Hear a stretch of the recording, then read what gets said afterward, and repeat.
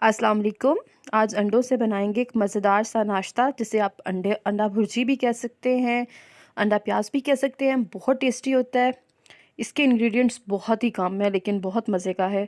तो ये ऑयल लेना है हस्बे ज़रूरत, जितना आप आम रूटीन में सालन में डालते हैं। इसमें प्याज जाते हैं सबसे ज़्यादा, यानी कि मैंने ये 3 से 4 अदद प्याज जो है ना उसको स्लाइस में काटा है। इसको ब्राउन नहीं करना, इसको आप मीडियम फ्लेम पर करें। और जब ये बिल्कुल ऐसे नरम हो जाएं तो बस इतने ही हमें चाहिए, इससे ज़्यादा आपने ब्राउन नहीं करने। इनका टेस्ट ऐसे ही बहुत अच्छा आता है। एक अदद टमाटर इसमें काट के डाल दें। टमाटर को थोड़ा सा नरम करना है।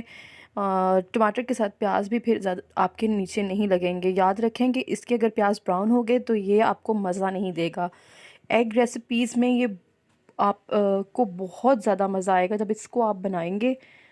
अच्छा, ये मैंने एक अदद अंडा जो था वो फेंट के रखा हुआ था, उसको अब मैं डाल रही हूँ। आप फ़ौरन से पहले चम्मच चलाते जाना है ताकि अंडा अच्छे से टूट जाए और सारे प्याज में अच्छे से मिक्स हो जाए। और अंडे की खुद की जो जब तक इसे अच्छे से नहीं भूनेंगे अंडे की खुद की स्मेल ख़त्म नहीं होगी।